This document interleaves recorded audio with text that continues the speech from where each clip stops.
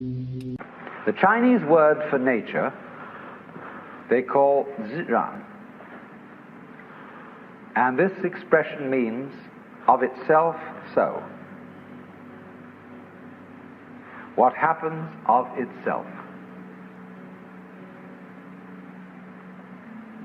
Or we might say spontaneity.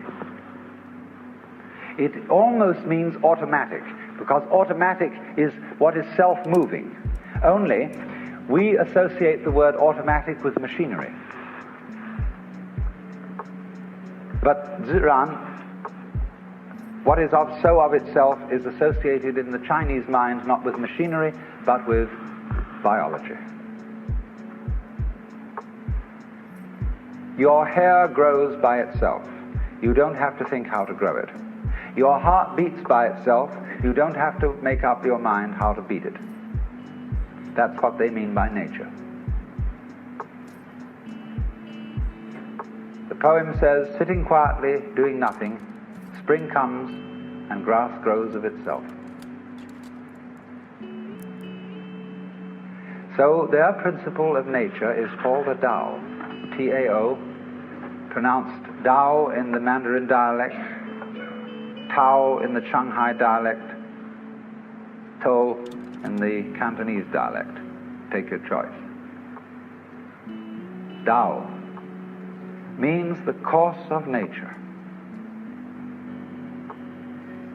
And Lao Tzu, who was a philosopher who lived a little later than 400 BC, wrote a book about the Tao. And he said, the Tao which can be spoken is not the eternal Tao. You can't describe it. He said the principle of the Tao is spontaneity. He said the great Tao flows everywhere, both to the left and to the right. It loves and nourishes all things, but does not lord it over them. It accomplishes merits and lays no claim to them. So there is a very great difference between the Chinese idea of Tao as the informing principle of nature and the Judeo-Christian idea of God as nature's Lord and Master. Because the Tao does not act as a boss. In the Chinese philosophy of nature, nature has no boss.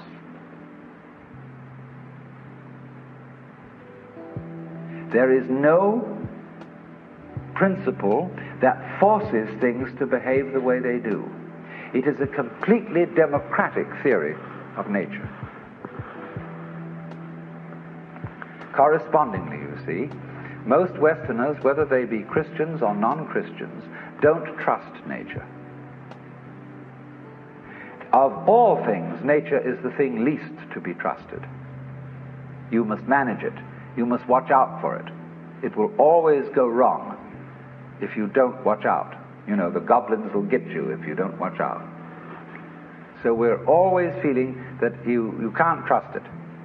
See, we're absolutely instilled with the idea of original sin. You can't trust nature because it comes out with weeds and insects.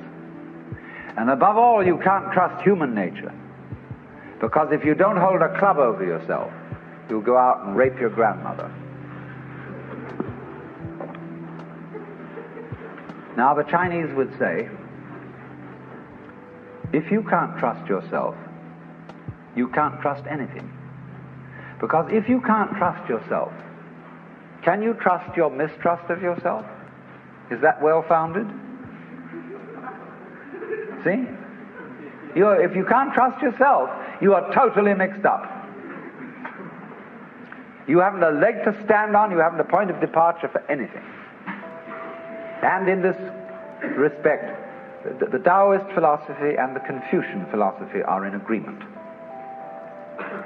In Confucius philosophy, the fundamental virtue of a human being is called Yan, spelled J-E-N, for reasons best known to Chinese scholars. I don't know what they are, but it's pronounced Yan. And it's a character, Chinese character, that Confucius placed as the highest of all virtues, higher than righteousness, higher than benevolence, and it means approximately human-heartedness. Now, Confucius once said that goody-goodies are the thieves of virtue.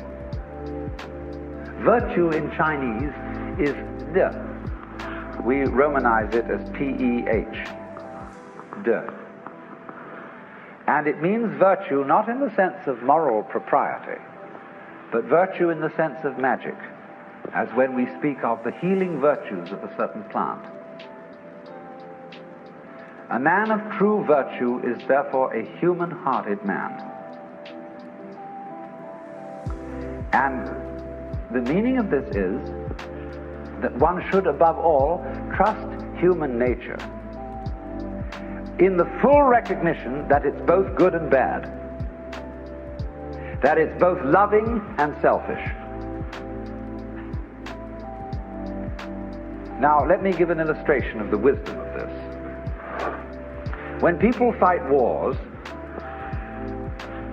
I trust them if the reason for which they fight a war is to expropriate somebody else's possessions and women. Because they will fight a merciful war. They will not destroy the possessions and the women that they want to capture. They want to enjoy them. And that's a war based on simple, ordinary, everyday human greed. The most awful wars that are waged are the wars waged for moral principles. You are a lousy communist. You have a philosophy that is destructive to religion and to everything that we love and value and reverence, and therefore we will exterminate you to the last man unless you surrender unconditionally. Such wars are ruthless beyond belief. We can blow up whole cities, wipe people out, because we are not greedy. We are righteous. That is why the goody-goodies are the thieves of virtue. If you are going to do something evil, do it for a plain, honest, selfish motive. Don't do it in the name of God. Because if you do, it turns you into a monster who is no longer human. A sadist, a pure destroyer. So an inflexibly righteous person is not human. And that is why, in Chinese ideas of justice, a good judge is not somebody who abides by the book. Their idea of justice is, for God's sake, keep the case out of court. Let us have a consultation behind the scenes, and let's arrange a compromise. Because we know our opponent is a rascal. I know I am a rascal. And therefore there can be a mutual arrangement between thieves. So we summon her and we talk about it, and we call the judge in an unofficial capacity. And the judge hums and haws, and if he's a good judge, he has a sense of what is called li. I'm going to talk to you about another meaning of a word pronounced li later on, but it's quite a different word. Li is justice, but you can't write it down. There's another word for justice or law in Chinese, zi. And this word represents, in its Chinese character form, a cauldron for cooking sacrifices and a knife. In the high and far-off times of Chinese history, there was an emperor who, when the people brought their sacrifices of meat and so on to be put in the cauldrons, he also scratched with a knife on the side of the cauldrons the laws of the state, so that all the people could read them and understand what they were. But the sages who advised this emperor said that was a very bad thing to do, Because the moment people see the law written down, they develop a litigious spirit. That is to say, they think out ways of wangling around it. And that's what we do all the time, don't we? The moment Congress passes a law, tax law especially, all the lawyers get together and they think they fill it full of holes. They say, well, it didn't define this and it didn't say that. And some of those Confucians wanted to put the language in order and to make all the words mean just so. But the Taoists laughed at them and said, if you define the words, with what words are you going to define the words that define the words? So they said, therefore, the emperor should not have written the laws down, because a sense of justice is not something you can put in words. It's what our lawyers call equity.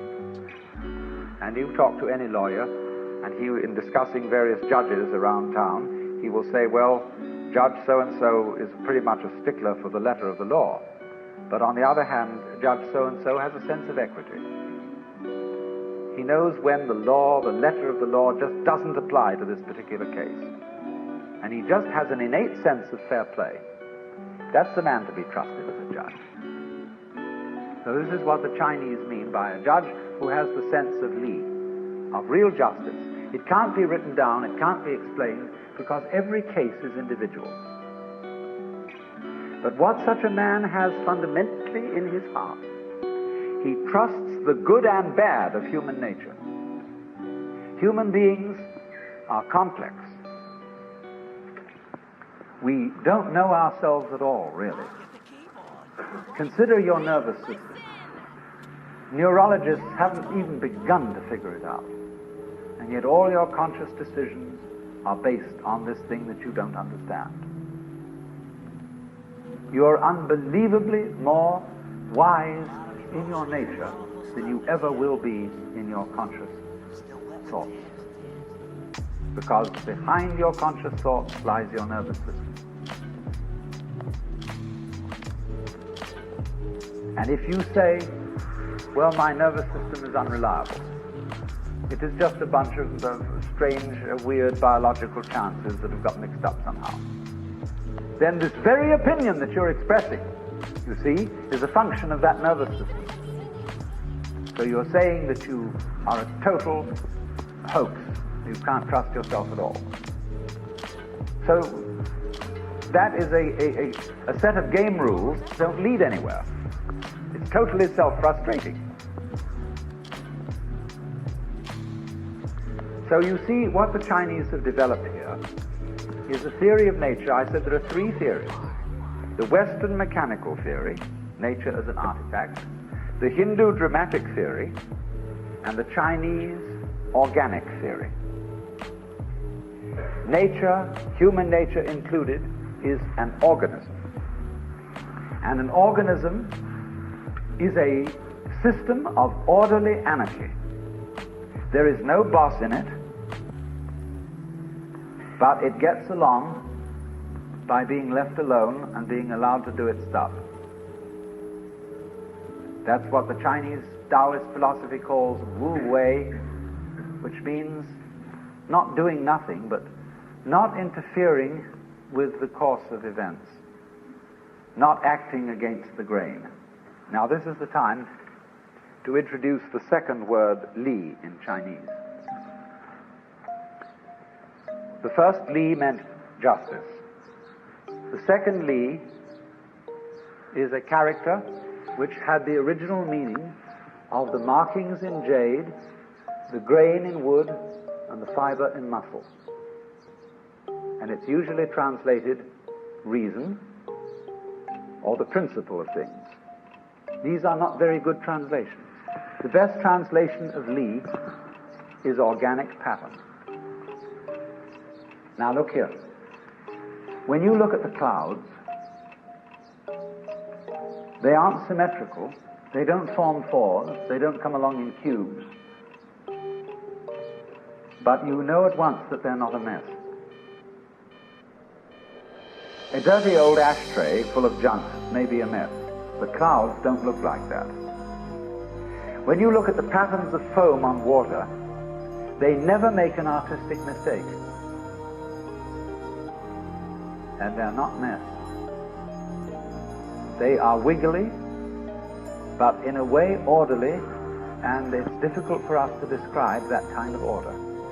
Now take a look at yourselves. You're all wiggly. We think, we're pretty ordinary because there are a lot of us that look approximately the same. So when we see a human being, we think, well, that's pretty much in order and kind of regular and it's okay. But we don't realize how wiggly we are. We're just like clouds, rocks, and stars. Look at the way the stars are arranged. Do you criticize the way the stars are arranged? Would you like them to form fours? Would you like them to be sort of set out like needlepoint on the canvas of the skies? There was somebody in the 18th century, in the days when they built formal gardens of clipped hedges and made all the tulips stand together like soldiers, who criticized the stars for being irregularly arranged. But today, we don't feel that way. We love the way the stars are scattered. And they never make a mistake in their arrangement. What about mountain ranges?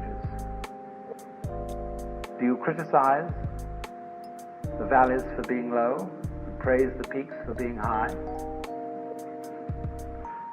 You just say it's great, it's the way it is. Now that kind of order, the artist pays a tribute to it by painting a landscape. People, in every national park, there's a place called Inspiration Point. And people go there and they say, oh, it's just like a picture. And nobody knew this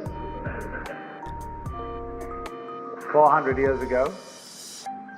It took the artists to paint landscape, and then people realized how beautiful it is. Nowadays, artists are painting pictures of damp, stained walls and floors where people have dropped a lot of paint. And one day people will walk into a room where there's a lot of paint been scattered on the floor and a general thing, and they'll say, my goodness, it's just like a Jackson Pollock. Oh, ain't it just like a picture? See?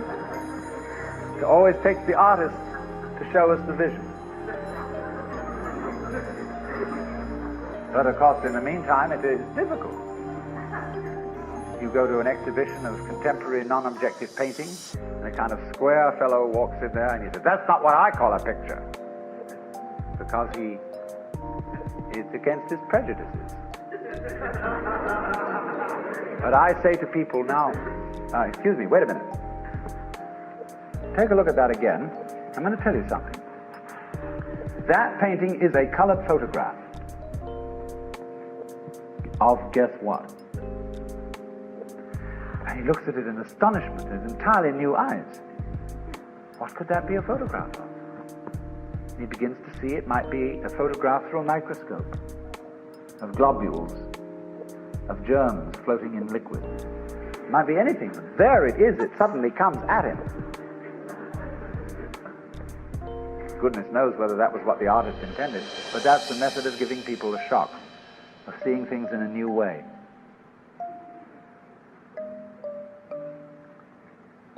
You know, a GI visited Picasso in Paris during the war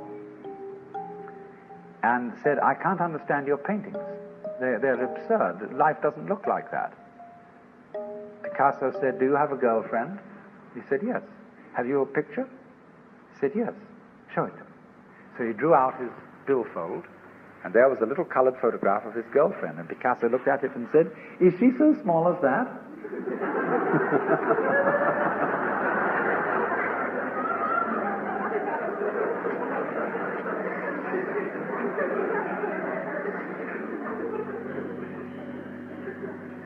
Now then, the idea of Li, the idea of natural order, is like this: patterns on foam, patterns in jade, the shapes of the clouds, the shapes of trees and mountains. They are orderly, but we cannot put our finger on the order. We know it's orderly, but we don't know why. And we know it's completely different from a mess. The order of nature is in that way then indefinable. When St. Augustine was asked what is time, he said, I know what it is, but when you ask me, I don't. And so in the same way, the Chinese would say, we know what the order of nature is, but if you ask us, we don't. The poet says, picking chrysanthemums along the eastern fence, gazing in silence at the southern hills, the birds fly home through the soft mountain air of dusk. In all these things there is a deep meaning, but when we are about to express it, we suddenly forget the words. That's Li. Nature as a self-ordering principle, but it doesn't really know how it does it. Another poem says, if you want to know where the flowers come from, even the god of spring doesn't know.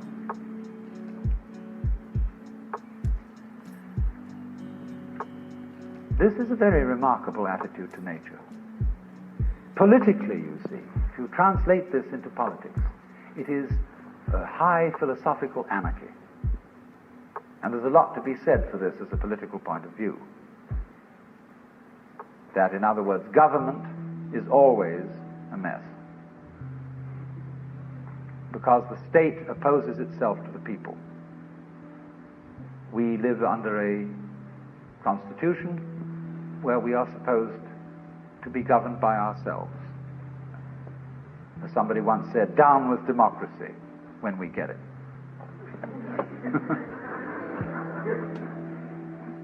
Because the government always creates itself as a business in competition with all the other businesses. And it wins, because it's the biggest one of the bunch.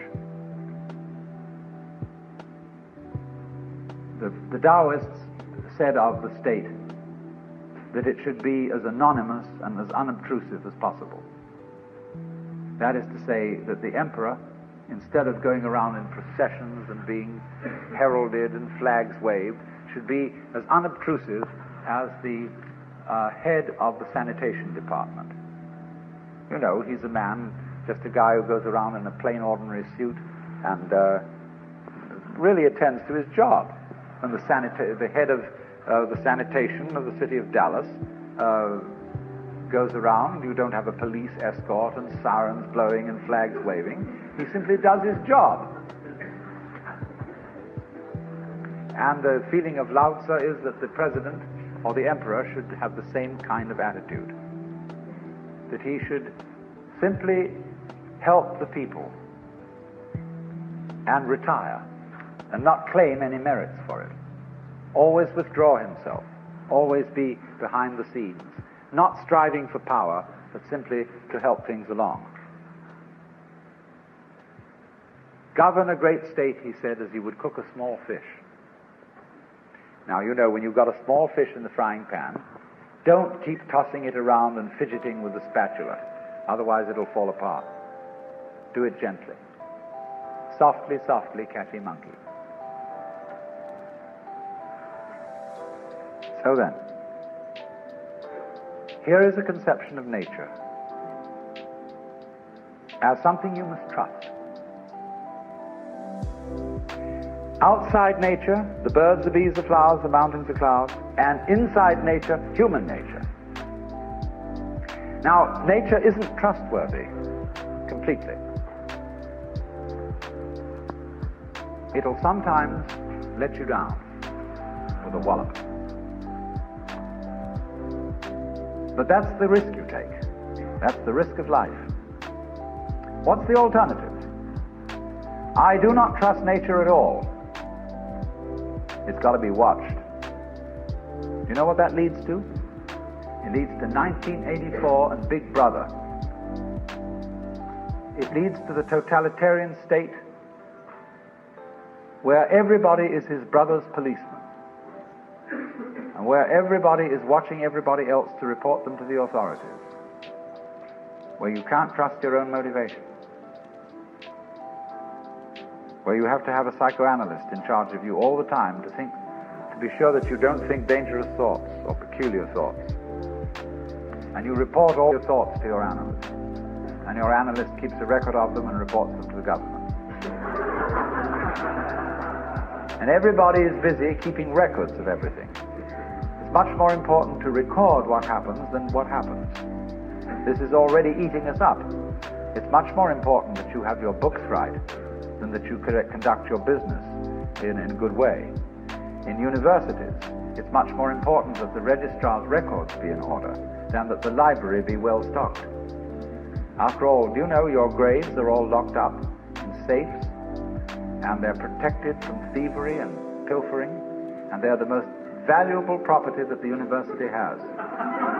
The library can go hang. Then furthermore, the main function of a university is, what any sensible person would imagine, to teach students and to do research. So the faculty should be the most important thing in the university. On the contrary, the administration is the most important thing. The people who keep the records, who make the game rules up. And so the faculty are always being obstructed by the administration and being forced to attend irrelevant meetings and to do everything but scholarship. Do you know what scholarship means? What a school means? The original meaning of a schola? Leisure. We talked of a scholar and a gentleman because a gentleman was a person who had a private income, and he could afford to be a scholar. He didn't have to earn a living, therefore he could study the classics and poetry and things like that. Today, nothing is more busy than a school. They make you work, because you get got through on schedule. They have expedited courses, and you go to school so as to get a union card, a PhD or something, so that you can earn a living. So it's a whole contradiction of scholarship. Scholarship is to study everything that's unimportant, not necessary for survival. All the charming irrelevances of life. But you see, the thing is this: if you don't have a room in your life for the playful, life's not worth living. All work and no play makes Jack a dull boy. But if the only reason for which Jack plays is that he can work better afterwards, he's not really playing. He's playing because it's good for him. He's not playing at all. You have to be able to be a true scholar. You have to cultivate an attitude to life where you're not trying to get anything out of it. You pick up a pebble on the beach. Look at it. Beautiful. Don't try and get a sermon out of it. Sermons in stones and God in everything be damned. Just enjoy it. Don't feel that you've got to salve your conscience by saying that this is for the advancement of your aesthetic understanding. Enjoy the pebble. If you do that, you become healthy. You become able to be a loving, helpful human being. But if you can't do that, if you can only do things because they are somehow you're going to get something out of it, you're a vulture. So, we have to learn. We don't have to, you don't have to do anything. You don't have to go on living. But it's a great idea. It's a great thing if you can learn what the Chinese call purposelessness. They think nature is purposeless. When we say something's purposeless, that's put down. There's no future in it. It's a washout. But when they hear the word purposeless, they think that's just great. It's like the waves washing against the shore, going on and on and on forever with no meaning. The great Zen master said as his death poem, just before he died, "From the bathtub to the bathtub, I have uttered stuff and nonsense." The bathtub in which the baby is washed at birth, the bathtub in which the corpse is washed before burial, all this time I have said many nonsenses. Like the birds in the trees go, "Twee, twee, twee, twee, twee." What's it all about? Everybody tries to say, it's a mating call. purposeful, trying to get their mate, attract them with a song. That's why they have colors. Butterflies have eyes on them. Self-protection. Engineering view of the universe. Why do that? They say, well, it's because they need to survive. Well, why survive? What's that for? Well, to survive. See, human beings are really a lot of tubes. And all living creatures are just tubes. And these tubes have to put things in at one end and let it out at the other. Then they get clever about it and they develop nerve ganglia on one end of the tube, the eating end, called a head. And it's got eyes in it, it's got ears in it, it's got little organs, antenna and things like this, and that helps you to find things to put in one end so that you can let them out the other. Well, while you're doing this, you see, the stuff going through wears the tube out. And so, that the show can go on, the tubes have complicated ways of making other tubes who will go on doing the same thing. In at one end, out the other. And they say, well, that's terribly serious. Awfully important. We've got to keep on doing this.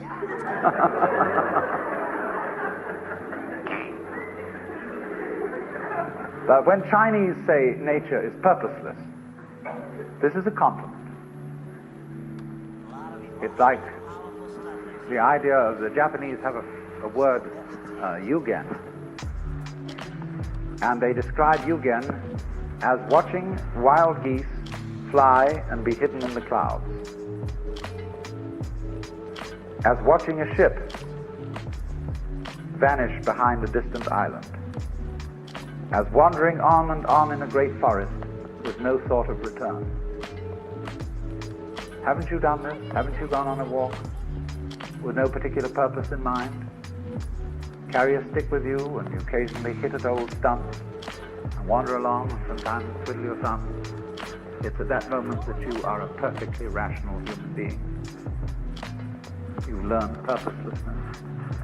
All music is purposeless. Is music getting somewhere? If it were, if the aim of music of a symphony were to get to the final bar, the best conductor would be the one who got there fastest. See, dancing, when you dance, do you aim to arrive at a particular place on the floor? Is that the idea of dancing? No? The aim of dancing is to dance, is the present. Well, it's exactly the same with our life. We think life has a purpose. I remember the preachers used to say, when I was a small boy, I'd always hear it, we must follow God's purpose, His purpose for you and His purpose for me. When I asked these cats what the purpose was, they never knew. They didn't know what it was. They had a hymn. God is working His purpose out as year succeeds to year. God is working His purpose out and the time is drawing near.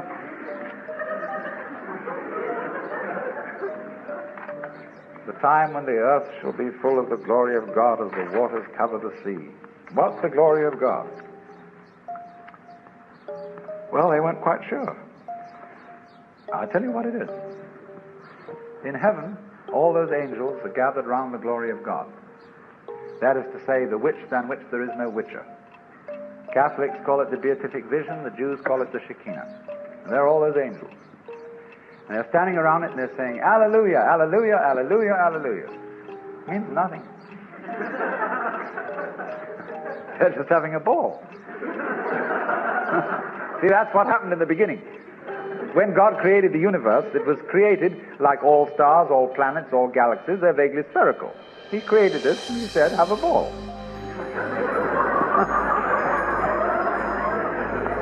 But before He said that, He said, you must draw the line somewhere. That was the real thing He said first. Before let there be light. That came later. First thing was, you must draw the line somewhere. Otherwise nothing will happen. You've got to have the good guys, the bad guys, you've got to have this, you've got to have that. The black, white, light and darkness. Must draw the line somewhere. Now, here's the choice. Are you going to trust it or not? If you do trust it, you may get let down. And this it is yourself, your own nature, and all nature around you.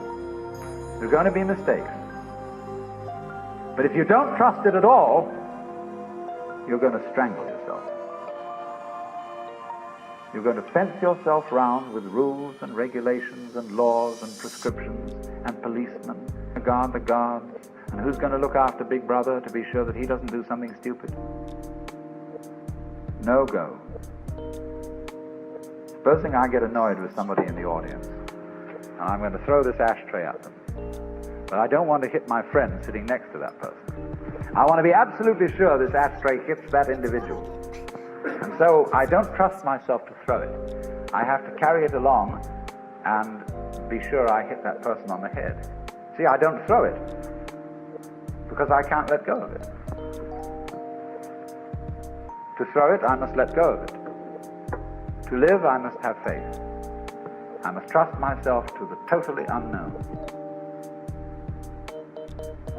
I must trust myself to a nature which doesn't have a boss, because a boss is a system of mistrust.